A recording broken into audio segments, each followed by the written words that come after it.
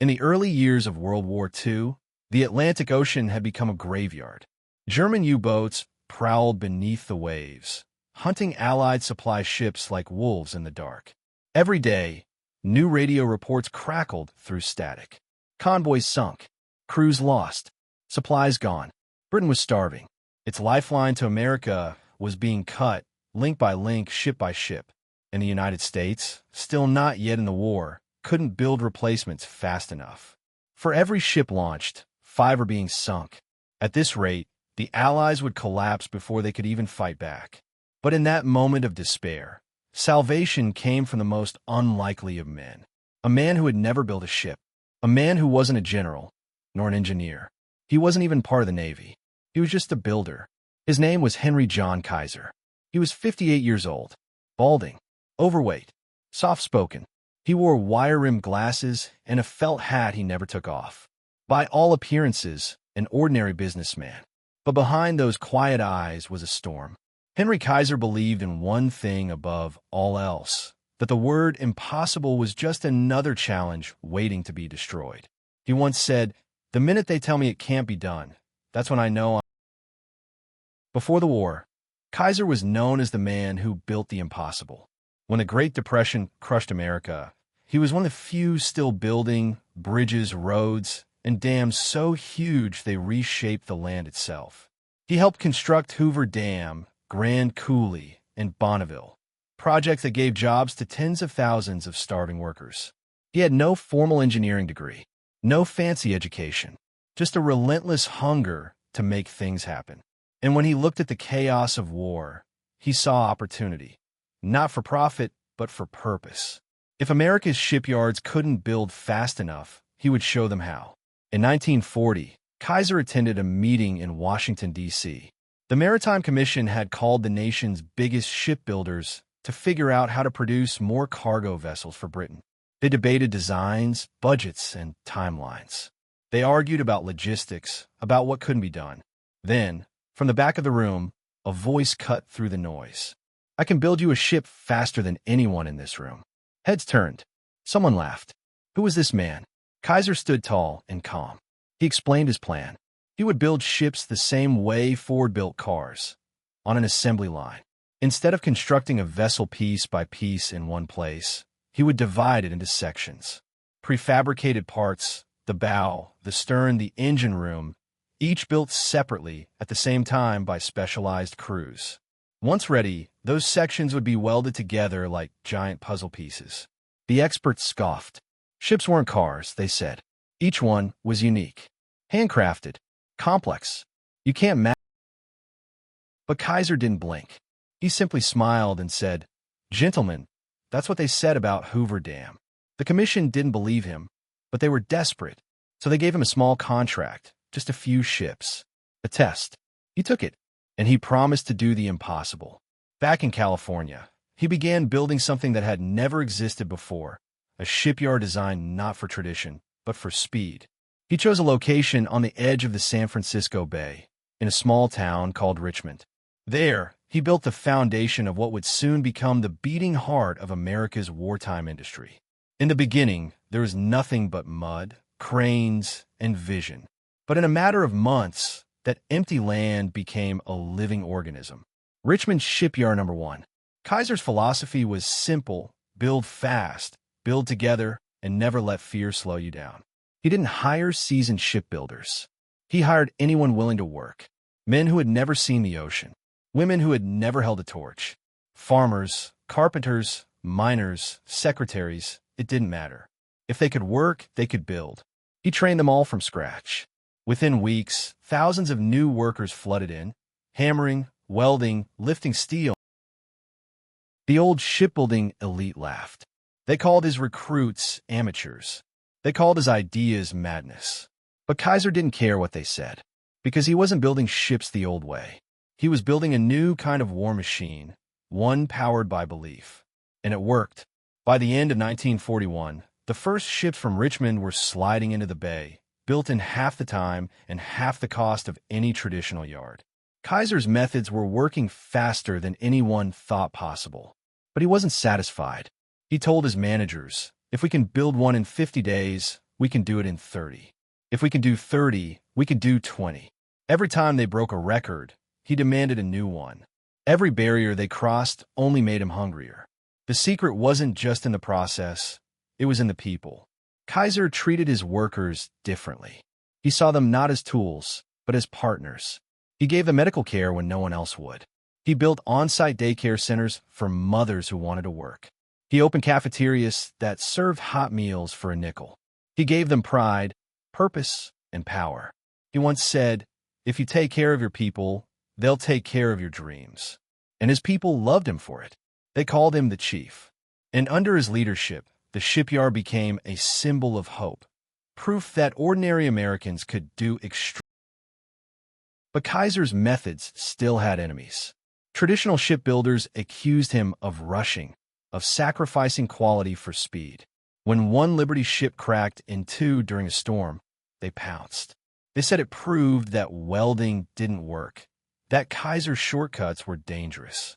He didn't argue. He didn't defend himself. He simply fixed it. He ordered every problem studied, every weakness reinforced. And while the critics were still talking, he built 2 more ships faster than ever. By 1942, Richmond Shipyard had become a machine of miracles. But Kaiser wasn't done yet. He wanted to prove that the impossible could be beaten completely. One morning, he gathered his managers and said, "We're going to build a full Liberty ship in 1 week." The room went silent. 1 week? That was insane. Even by Kaiser standards, it couldn't be done. But he didn't ask for permission. He gave an order. 7 days, he said. Let's make it happen. The news spread across the country. Reporters came to watch. Other shipyards called it a publicity stunt. But Kaiser's workers knew better. They worked in shifts around the clock. Spotlights lit up the yard at night, turning the darkness into day. Welders moved like dancers, sparks flying in golden rain. Each piece of a ship came together like clockwork. On the 4th day, a banner appeared on the half-finished hull. 4 days or bust. By then, it wasn't just work. It was war, a race against time. And Henry Kaiser was right there with them, walking the yard, shaking hands, smiling through exhaustion. He didn't command with fear. And then, on November 12, 1942, they did it. The SS Robert E. Peary was ready for launch. A fully functional, ocean-going cargo ship, built not in months, not in weeks, but in 4 days, 15 hours, and 29 minutes. When it slid into the water, the crowd erupted. Bands played. Cameras flashed. Workers cheered until their throats went hoarse. For the first time, the impossible had been proven wrong in front of the entire world. The newspapers called it the miracle ship. America called it hope. As the Pearies sailed out into the bay, Kaiser stood quietly at the dock, hands in pockets, watching. A reporter asked how it felt. He simply said, "We just proved it can be done." He never boasted. He never took the credit. He always said it was the workers who did it. The welders, the riveters, the women and men who refused to quit. But deep down, everyone knew the truth. Without Henry Kaiser, none of it would have happened. By the end of the war, his shipyards would build nearly 1,500 Liberty ships, and his methods would reshape every corner of American industry. But in that moment, on that November morning, one man without a uniform, without a rank, had just changed the course of the war. He didn't fight with bullets or bombs. He fought with ideas. And his greatest weapon was time, because Henry Kaiser didn't just build ships. By 1940, the situation was dire. The Atlantic was a battlefield no one could see. German U-boats hunted merchant ships like predators in the dark. Every week, new reports came in. Ships sunk, supplies lost, lives gone. Britain, the lone standing force against Hitler in Europe, depended on these convoys. They needed food, fuel, weapons, tanks, airplanes, ammunition, everything to survive. And America's shipyards couldn't keep up. The truth was grim. For every ship that launched, 5 more were lost. At this rate, Britain's lifeline would collapse before the Allies could even mount a serious defense. The existing shipbuilding system was slow, rigid, and steeped in tradition. Shipyards worked like centuries-old workshops, each vessel hand-built from keel to deck. Every ship was unique. Every ship was a labor of meticulous craft. Each one took months, sometimes almost a year, to complete. In the middle of this, the United States faced a stark reality. If it didn't find a way to build ships faster, the war could be lost before it began. The Maritime Commission tried everything. They expanded existing shipyards. They imported new steel. They hired more workers. But the results were disappointing. Ships took too long to build. Costs ballooned. Workers burned out. Output lagged. American officials were desperate. The British pleaded for faster production. The Germans, meanwhile, were relentless, sinking ships faster than they could be replaced. It was a numbers game, and America was losing. Then Henry Kaiser stepped in. Kaiser looked at the disaster not as a problem, but as a challenge. He didn't see failure. He saw inefficiency, bureaucracy, and wasted time. And he knew that if he could apply his experience building dams and bridges, he could do the impossible, transform shipbuilding from a slow, handcrafted art into a machine. He envisioned a system where ships weren't built piece by piece in one place. Instead, each ship would be broken into sections, prefabricated simultaneously, then welded together. The bow here, the stern there, the engine room somewhere else, all arriving on time, ready to assemble like a giant puzzle. It was a radical idea. Engineers shook their heads. Ships aren't cars, they said. You can't mass-produce the ocean. But Kaiser didn't argue. He just wanted to work. He leased land along the San Francisco Bay and began constructing Richmond Shipyard No. 1. It was a massive site, carefully designed for efficiency. Cranes lifted enormous steel sections. Workers in shifts labored day and night, their hands raw, their faces blackened with soot. Kaiser's methods were controversial. Traditional shipbuilders accused him of cutting corners. They said his prefabricated sections would never hold in rough seas. They said welding was dangerous and untested for such enormous vessels. But Kaiser didn't just ignore them. He solved the problems as they arose. He tested new welding techniques, reinforced weak points, and constantly pushed for speed without sacrificing strength. Within months, his first ships were launched. They were faster, stronger, and cheaper than any ship the United States had ever produced. But Kaiser wasn't satisfied. Speed alone wasn't enough. He needed efficiency at scale. He expanded his operations. 7 shipyards would eventually rise along the U.S. coast, each one a model of industrial precision, each one a testament to his vision that ordinary Americans could do extraordinary things. And he didn't just focus on speed. Thousands of workers were recruited, many with no prior shipbuilding experience. Women, minorities, and older men were all trained to work the ships. He opened daycare centers, medical clinics, and cafeterias. He created a workforce motivated not just by paychecks, but by pride and purpose. The results were staggering. Liberty ships that had once taken months to build now took weeks.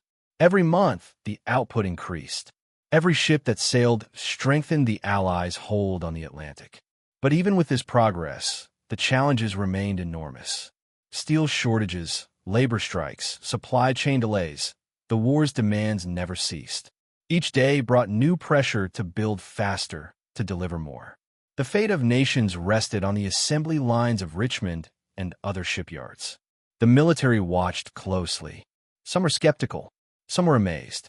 The world had never seen anything like it. By 1942, the stakes were higher than ever. Britain was counting on America. Hitler's submarines continued their deadly raids. The war was global, relentless, and unforgiving. And Henry Kaiser stood at the center of it all, a civilian with no uniform, no rank, but a vision that could win the war without firing a single shot. He had transformed disaster into opportunity. He had turned failing shipyards into machines of mass production. And he was just getting started. Soon, the world would witness the greatest industrial feat in human history, the construction of a Liberty ship in just 4 days. A feat that would prove, once and for all, that innovation, determination, and courage could overcome even the most impossible odds. Henry Kaiser was not a soldier. He was not a general. He was the man who redefined the front lines of war. And the world would never forget By the summer of 1940, it was clear that America's traditional shipyards could not meet the demands of a world at war. Every convoy lost at sea tightened the noose around Britain. Every sunken freighter added pressure on the Allies. The clock was ticking, and the United States had to act, or risk letting history be written by those who built faster, fought harder, and sank ships with impunity. Into this chaos stepped Henry Kaiser, a man no one had expected to shape the war effort. He was not a naval engineer. He had never commanded men on a battlefield. He had never built a ship. Yet, in his mind, he saw a path forward, one that would overturn centuries of naval tradition and redefine what was possible. Kaiser had spent his life building impossible things: dams that held back rivers, roads that carved through mountains, and bridges that spanned valleys. The size of the task never intimidated him. He had learned early that if you could organize people, materials, and machines efficiently, you could achieve what others said could not be done. And now, the war demanded nothing less than a miracle. He called a meeting with his engineers and managers. The topic was simple: speed. The goal was audacious: build ships faster than ever before.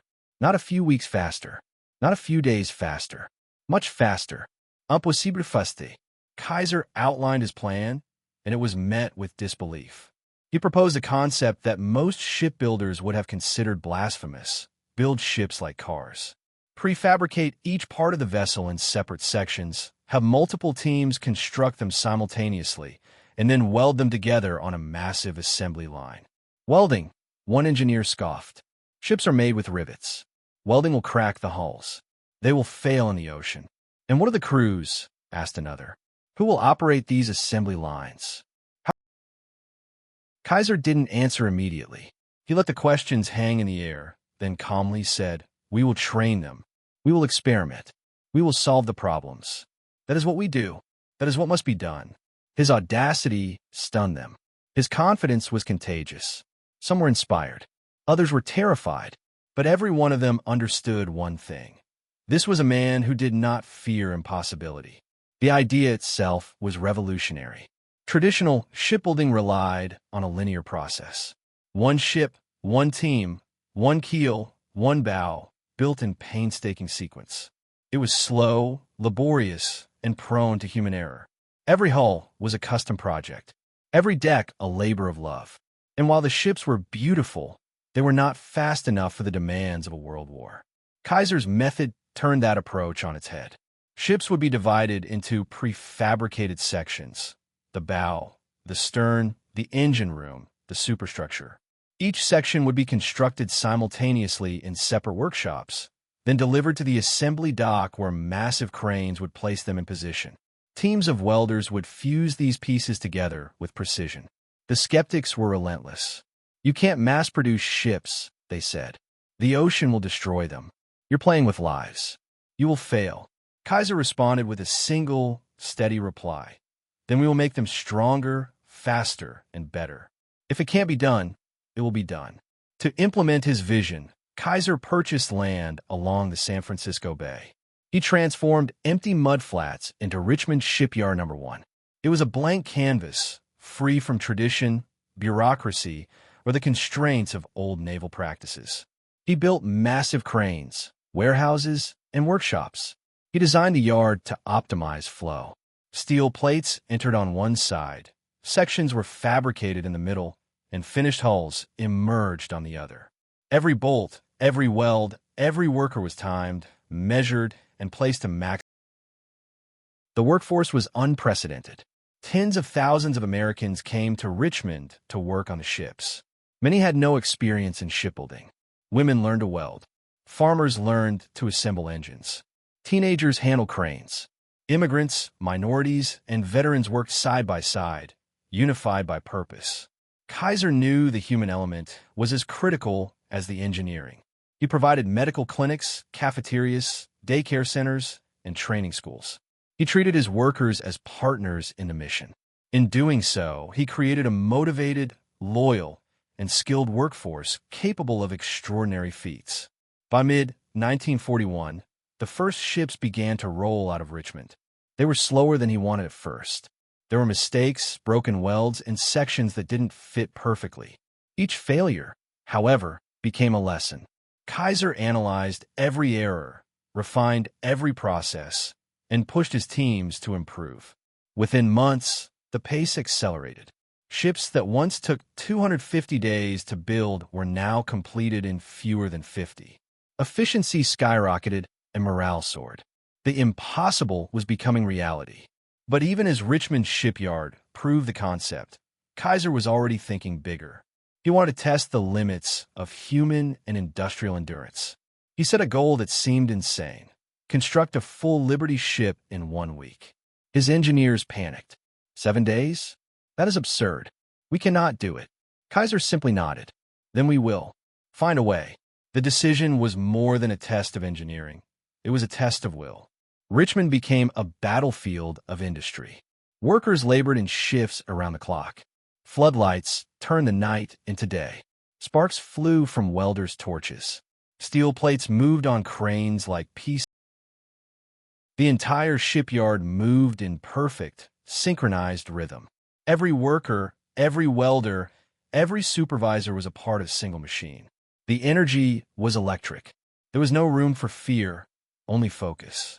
The news spread quickly. Reporters came to witness the experiment.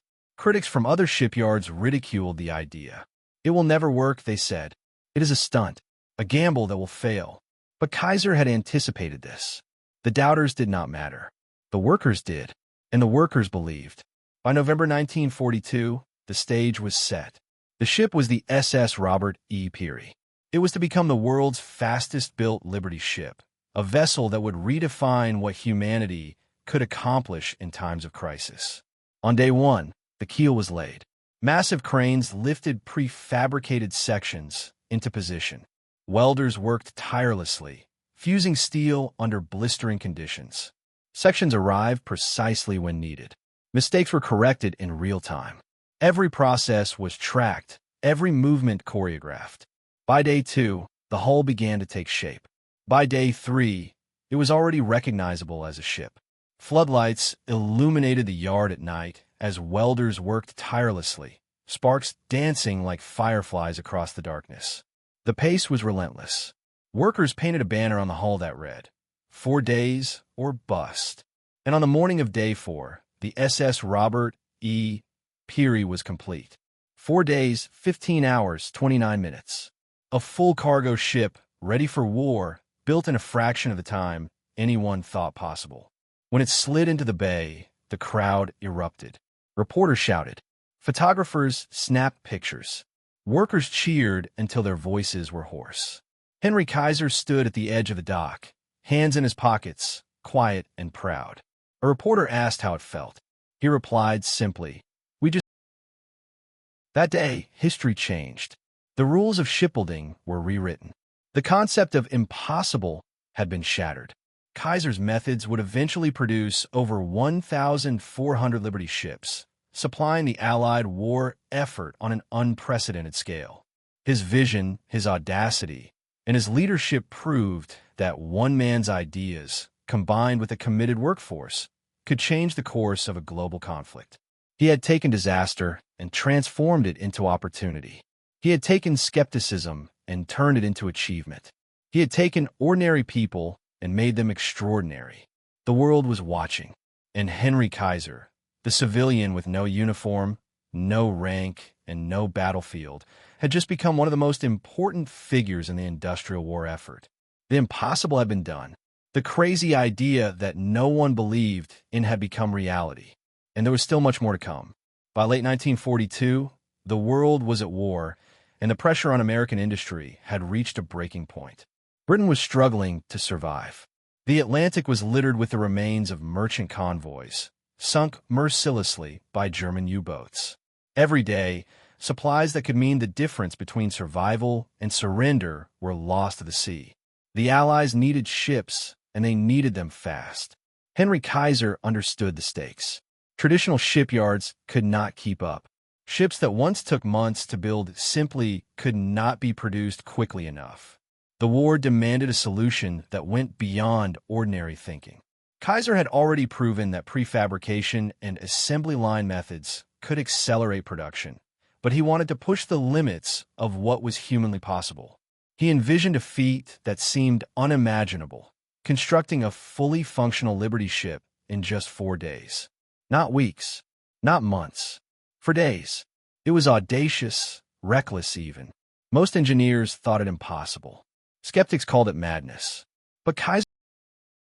The ship chosen for this unprecedented challenge was the SS Robert E. Peary. It would become a symbol of what determination, organization, and innovation could achieve when combined. Kaiser assembled his best engineers, supervisors, and workers, and laid out the plan with meticulous precision. Every section, every bolt, every weld had to be timed to the minute. There could be no errors, no delays, no wasted motion. Construction began on November 8, 1942. The keel was laid before dawn. Massive cranes lifted prefabricated sections into place as welders began their work. Sections of the hull, the engine room, and the superstructure had been prepared in separate workshops, each team working simultaneously. The pace was relentless. Every minute mattered. Every movement had to be coordinated. Workers labored in shifts around the clock. Floodlights turned night into day. Sparks from welding torches illuminated the shipyard like fireworks, reflecting off steel plates and water puddles. The energy was electric. Everyone understood the importance of the task. There was no room for mistakes and no room for hesitation. On the second day, the hull began to take shape. The bow, stern, and midsection were welded together with precision. The work was exhausting, but morale remained high. Kaiser moved among the workers, encouraging them quietly, observing the process, and ensuring that every piece of the plan was executed flawlessly.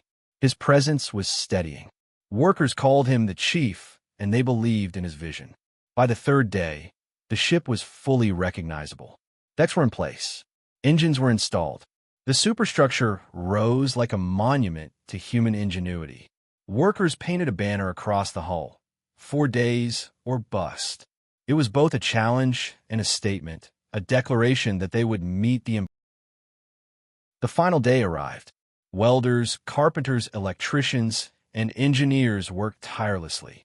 Every bolt, every seam, every connection had to be inspected, corrected, and perfected. The assembly line choreography had to be flawless. One misstep could delay the launch, jeopardize the experiment, and invite ridicule from skeptics worldwide. And then, after 4 days, 15 hours, and 29 minutes, the SS Robert E. Peary was complete. A fully functional Liberty ship ready to sail. The feat was unprecedented. The workers erupted in cheers. Reporters shouted. Cameras flashed. Floodlights illuminated the steel hull, reflecting the faces of exhausted but triumphant men and women. Kaiser stood at the edge of the dock, watching silently. A reporter asked how it felt to witness such a miracle. He replied simply, "We just proved it can be done." The SS Robert E.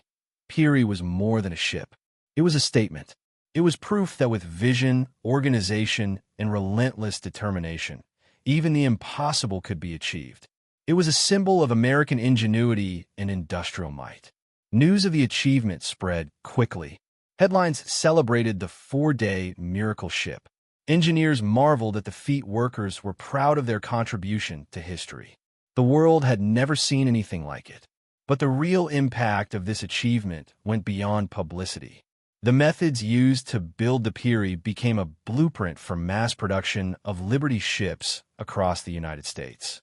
Prefabrication, assembly line coordination, and innovative welding techniques accelerated production to levels previously unimaginable. By the end of the war, over 1,400 Liberty ships had been constructed, many using the techniques. The shipyard was transformed into a well-oiled machine of industrial efficiency. Workers learned skills that allowed them to contribute more than ever before. Women, immigrants, and minorities who had once been excluded from heavy industry became essential contributors to the war effort. Kaiser's vision had reshaped not just shipbuilding, but the workforce itself. The four-day miracle ship demonstrated the power of bold thinking and fearless leadership. It showed that innovation could overcome skepticism, that determination could overcome obstacles, and that ordinary people could achieve extraordinary feats when given the tools, training, and belief in their mission.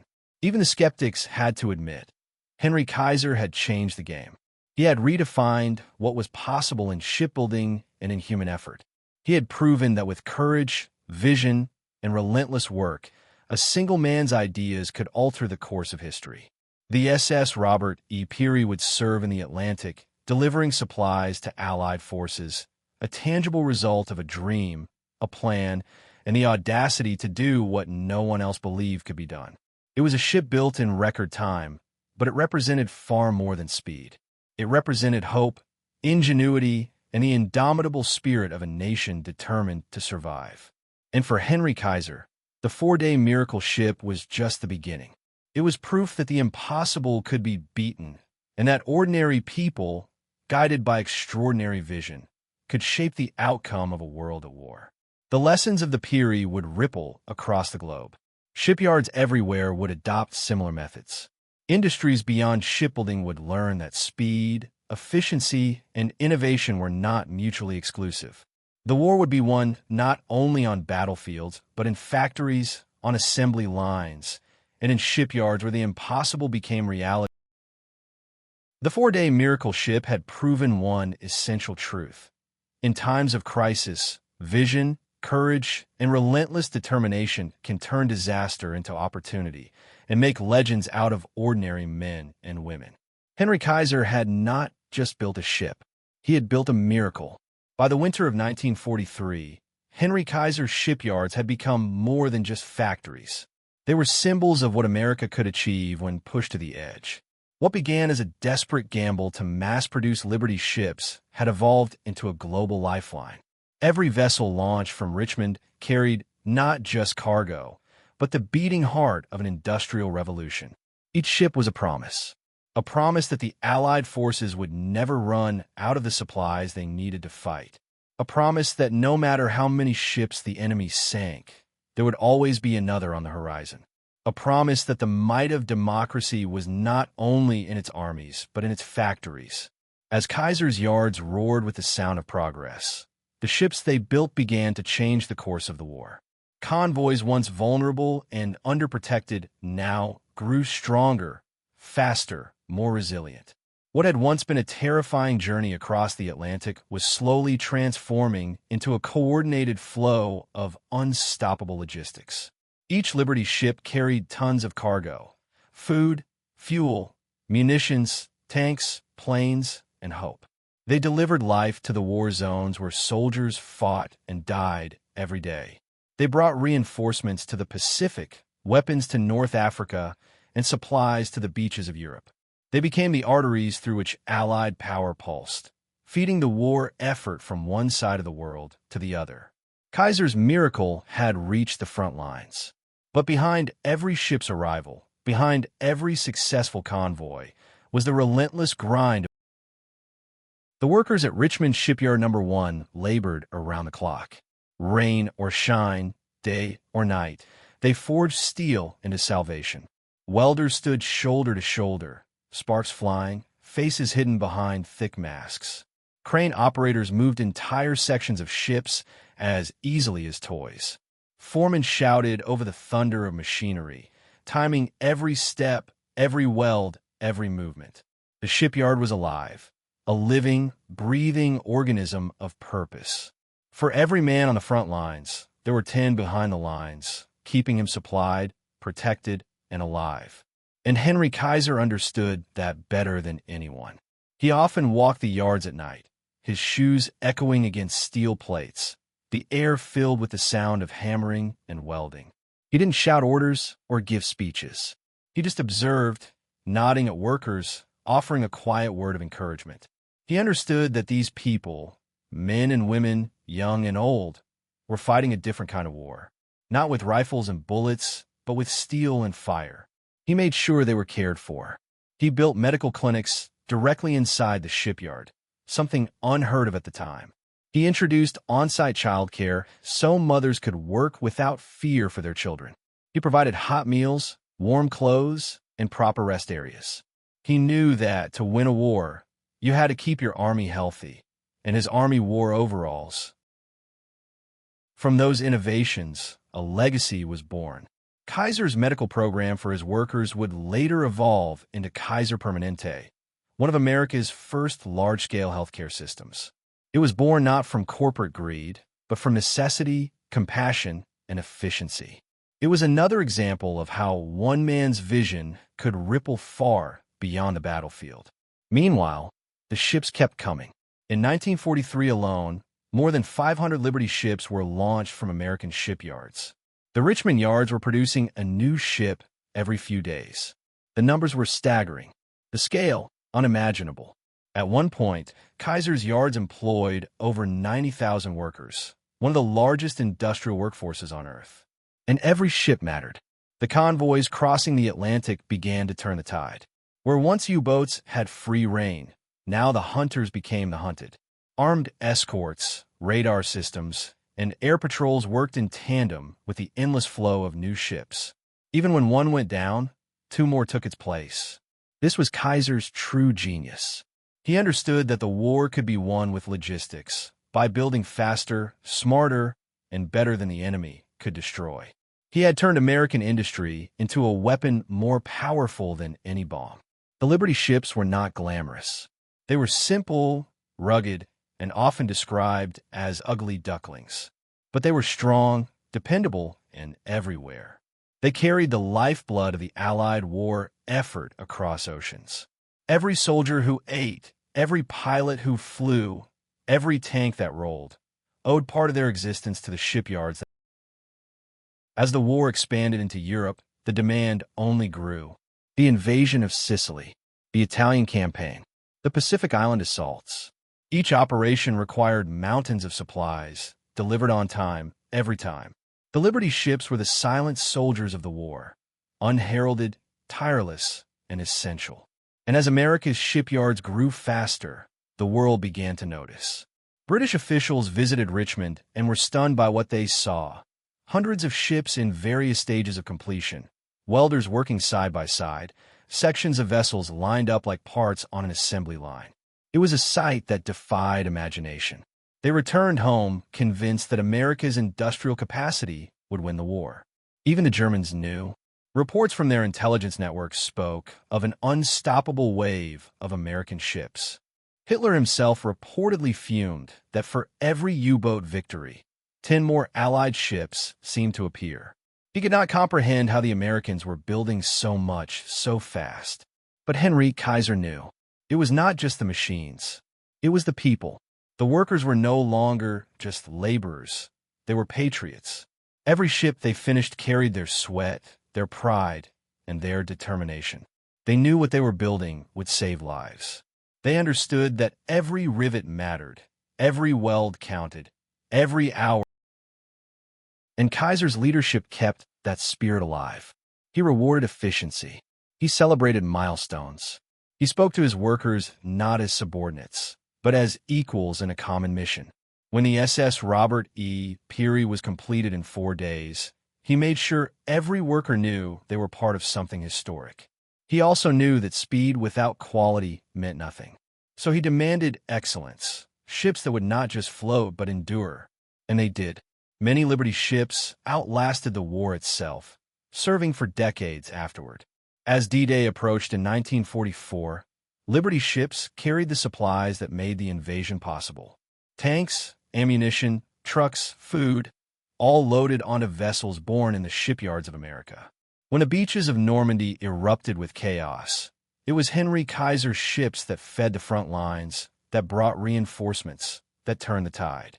The soldiers on those beaches never met Henry Kaiser. They didn't know his name, but they owed him their survival. His ships were the veins that carried their lifeblood. His shipyards were the heart that kept it pumping. By 1945, when the war began to draw to a close, the numbers spoke for themselves. Kaiser's shipyards had built over 1,400 Liberty ships, nearly one every other day at the peak of production. Each one a small miracle of engineering, determination, and human will. The Kaiser fleet, as it came to be called, had carried millions of tons of cargo across oceans, under fire, through storms, and into history. They were not just ships.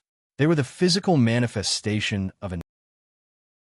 And as the guns fell silent, as the world began to rebuild, Henry Kaiser looked at his shipyards and saw something more than metal and machinery.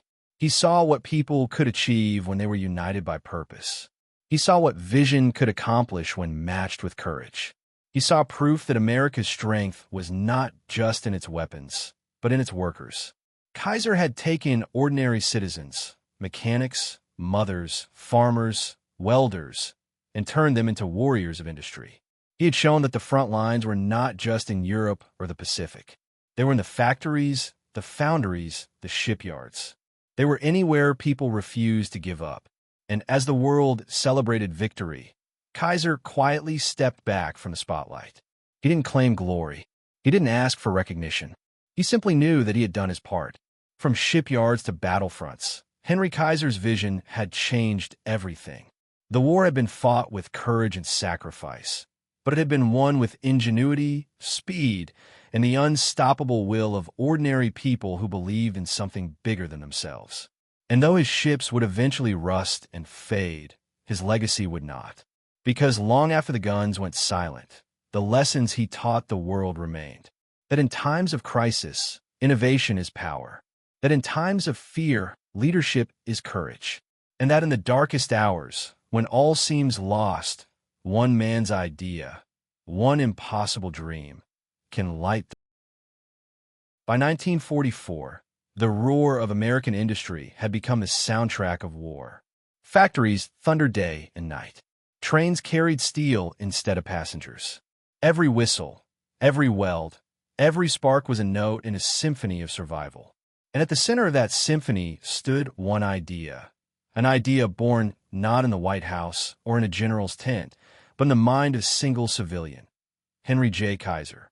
The world had changed. The war that once seemed far away now stretched across every horizon. The Pacific burned. Europe bled. Africa struggled for breath. And yet, from the smokestacks of America came the one thing that could turn despair into hope: production. It wasn't just about ships anymore. It was about everything. Planes, tanks, trucks, guns, ammunition, fuel, the raw machinery of freedom, the tools that would forge victory from chaos. They called it the arsenal of democracy, a phrase first spoken by President Franklin D. Roosevelt in a fireside chat. But it was men like Kaiser who made it real, because words could inspire. Factories could win wars. Kaiser had already done the impossible with ships. Now he set his sights on something bigger, the entire system of wartime production itself. He believed America could outbuild the Axis, not by luck, not by manpower alone, but by method, by mindset. He understood something few others did at the time, that America's greatest weapon wasn't the bomb or the bullet. It was...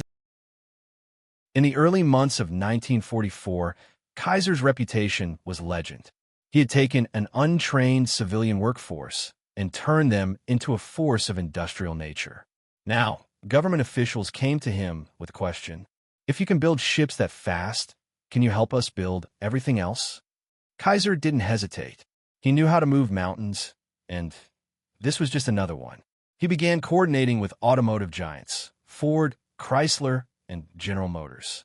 He studied how Henry Ford had built Model Ts and applied those lessons to tanks, jeeps, and aircraft. What emerged was a revolution in efficiency.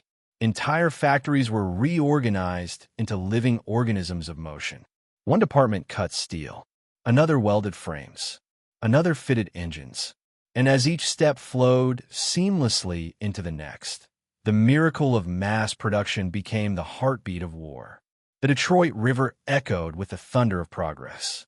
The Willow Run plant in Michigan, built with Kaiser's principles, was so large it had its own mile-long assembly line for bombers. B-24 Liberators rolled out at a rate the world had never seen. By 1944, one bomber was leaving the factory every 63 minutes. A plane that once took months to build was now airborne in less than a day. That was the arsenal of democracy.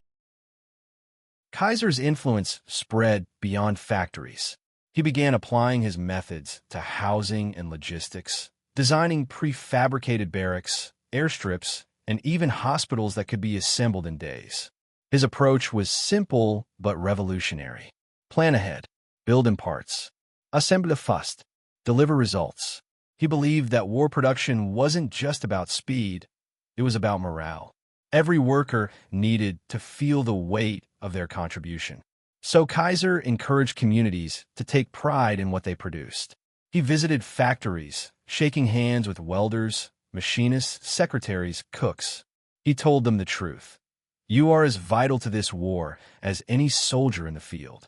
And people believed him, because he wasn't a politician. He was one of them. By mid-1944, American factories were producing more than the entire Axis combined. Every hour brought new ships, new planes, new tanks. The sheer volume defied comprehension. At its peak, the United States produced over 100,000 aircraft a year, 50,000 tanks, and tens of thousands of ships, vehicles, and guns. Kaiser's shipyard alone had built 27% of America's entire merchant fleet. But his real achievement wasn't just the numbers, it was the philosophy that made them possible. He had proven that innovation could defeat intimidation, that creativity could overcome chaos, that civilians could outfight generals if given the tools and trust. The phrase Kaiser time became a badge of honor. It meant working faster, thinking smarter, breaking limits. It meant believing that impossible was just another word for.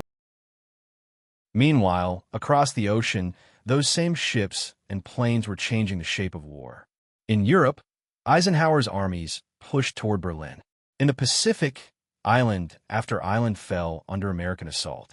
Behind every advance was a tide of supplies so vast it seemed endless. The D-Day invasion alone required over 5,000 ships and 11,000 aircraft.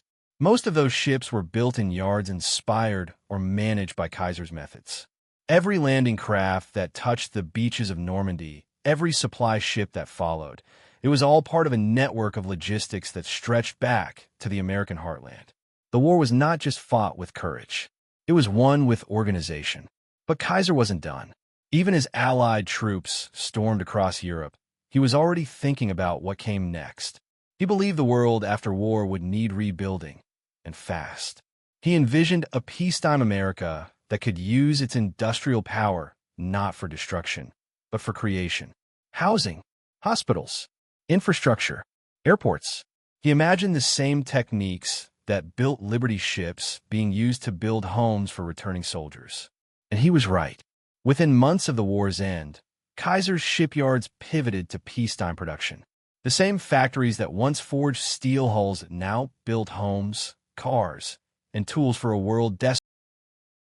But let's pause for a moment and look deeper, because this chapter of history isn't just about one man's success. It's about the spirit of an entire generation. When Roosevelt called America the arsenal of democracy, it wasn't a metaphor. It was a mission. Every American household became part of it. Women took jobs once reserved for men. Children collected scrap metal. Farmers worked longer hours. Entire towns competed to produce more, build faster, save lives. Rosie the Riveter became a national icon, not because she was fictional, but because she represented millions of real women who rolled up their sleeves and built the war machine that saved civilization. And behind it all, people like Kaiser gave them the framework to succeed. He took the impossible and made it a system. He turned chaos into choreography. He transformed hope into hardware.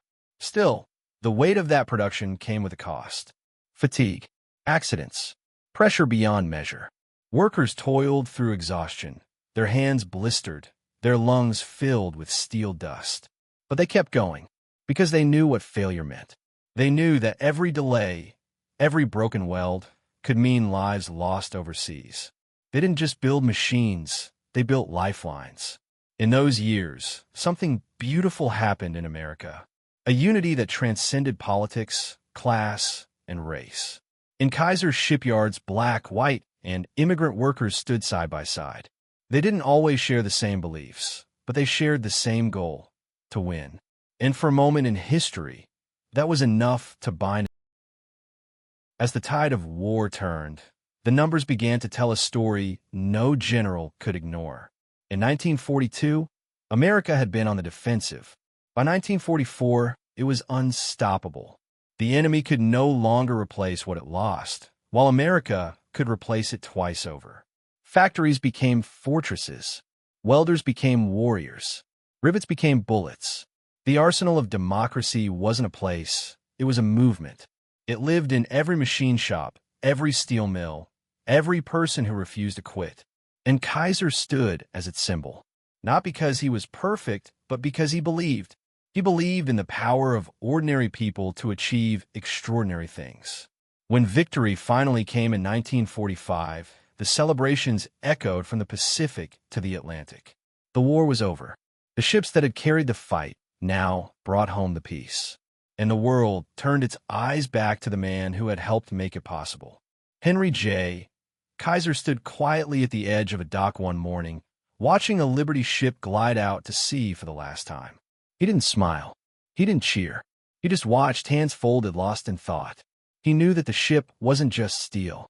It was a monument to human ingenuity, sacrifice, and hope.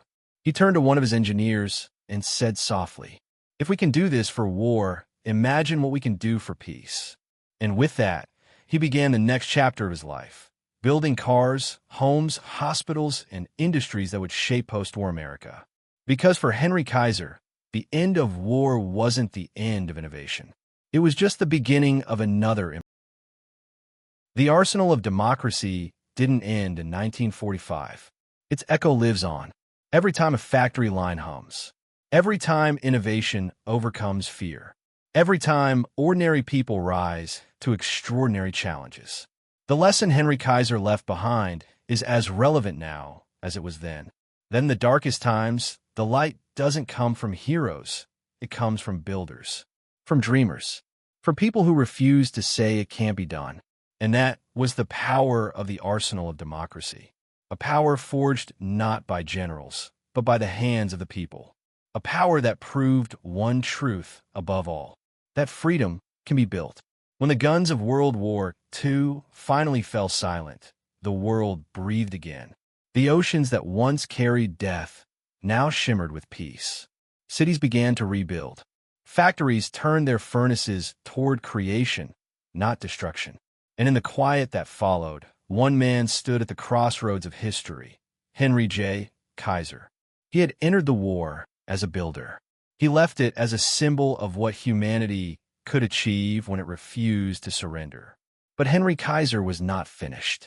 In fact, for him, the end of war was the beginning of a new kind of challenge, a different kind of battle, one that would test not just his skill, but his imagination. Because now he wanted to. Kaiser looked around and saw a world shattered, millions without homes, nations without infrastructure, people without hope. He believed that the same industrial genius that had built fleets of ships could rebuild lives. And so, he began again, just as boldly as before. His first mission was housing. Returning soldiers flooded back to America. They had fought for freedom, but came home to crowded cities, empty lots, and little opportunity. Kaiser wanted to give them something more than gratitude. He wanted to give them roofs. Using the same prefabrication techniques he had pioneered in his shipyards, he began designing affordable homes that could be built fast, cheap, and strong. Entire neighborhoods rose seemingly overnight. Neat rows of modern, simple houses for veterans and their families. He called them victory homes. They were symbols of a new era, a promise that peace could be built as quickly as war. But Kaiser didn't stop there. He turned his eye toward another battlefront. During the war, his shipyards had employed tens of thousands of workers. To keep them healthy and productive, he had built clinics on site. Doctors, nurses, preventative care. It was an idea born of necessity, but it became something revolutionary. Now, he wanted to take that same model and offer it to everyone, not just his employees, not just the privileged, but to ordinary Americans. In 1945, Henry Kaiser founded Kaiser Permanente, a healthcare system based on efficiency, accessibility, and fairness. His philosophy was simple. A healthy worker is a productive worker. A healthy nation is an unstoppable one. At a time when most Americans paid for healthcare out of pocket, Kaiser's model offered something radical: group plans, prepaid coverage, and modern medical facilities under one system. It was the birth of a new era in American medicine. And it came not from a doctor or a politician, but from a builder. He wasn't trying to change healthcare for profit. He was trying to make life better, to make health as universal. But peace, like war, has its own complexities. Kaiser's vision was ambitious, too ambitious for some. Critics called him naive. Business rivals called him reckless. Bankers said he was dreaming too big again. They said his ideas wouldn't last, that America was moving back to business as usual. But Henry Kaiser had never believed in usual. He believed in impossible, and he had already proven what impossible could do. So he kept building. He moved into industries no one expected: cars, aluminum, cement, even television. He became one of the first industrialists to see the future of plastics and lightweight metals. He built the Hoover Dam. He financed the construction of highways. And he poured his fortune into science, education, and public good. He wasn't chasing wealth. He was chasing impact. By the 1950s, Henry Kaiser had become a legend, not just of industry, but of imagination.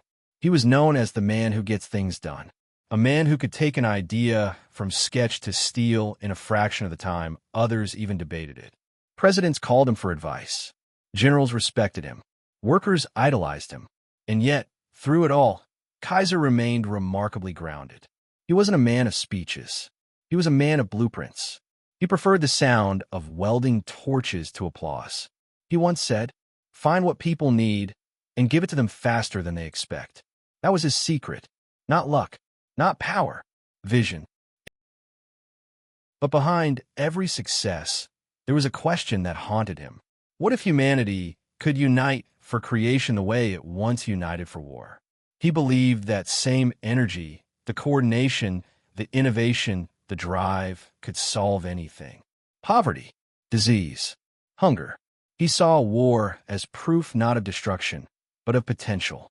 Because if mankind could mobilize so completely to fight, then surely it could mobilize to build. That became his life's mission. And though not every idea succeeded, the spirit behind them all endured. Kaiser's ventures were vast and varied. He launched Kaiser Motors, producing sleek, futuristic cars in the post-war boom. He built Kaiser Aluminum, which revolutionized lightweight manufacturing. He created Kaiser Steel, helping to power America's growing cities. Every project was another expression of the same belief, that progress should never stop. And when people asked him what drove him, he smiled and said, "I just want to leave the world better than I found it." He did. As the years passed, the world he helped build began to forget the details, but never the results. Every highway that crossed the country, every modern hospital, every prefabricated home, they all carried pieces of his DNA. His fingerprints were in the infrastructure of the modern world. The Liberty ships he had built for war became cargo ships for peace, carrying goods instead of guns. His hospitals expanded across states. His industrial systems inspired generations of engineers. And his philosophy, that innovation is the highest form of patriotism, became a silent creed for creation. In 1967, Henry Kaiser passed away. He was 85 years old. He left behind a nation transformed and a legacy that stretched across continents. When news of his death spread, the tributes came not from politicians, but from workers, from welders who remembered his shipyards, from doctors who worked in his hospitals, from families who lived in homes he built. They remembered not just what he made, but what he made possible. To this day, historians call him the father of modern American industry. But perhaps his greatest title came not from history books, but from his workers. They called him the man who built for humanity. Because Henry Kaiser never built for glory. He built for people, for the common man, for the belief that greatness was not the privilege of the few, but the product of the many. And in that belief, he captured something eternal.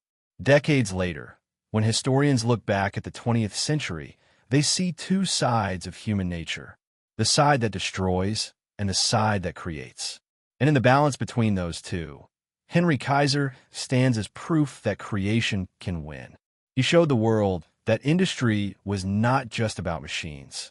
It was about imagination. That leadership was not about power. It was about trust. That progress was not about speed. It was about purpose. His shipyards may have fallen silent. His factories may have closed.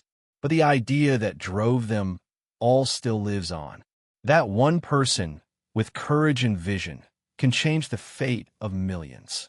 That the greatest victories are not won on battlefields, but in the hearts and hands of those who build. Henry Kaiser never called himself a hero, but in a world torn apart by war, he gave humanity something to believe in again. Not through speeches, not through politics, but through steel, sweat, and unstoppable will. He built not for war. He built for peace. And that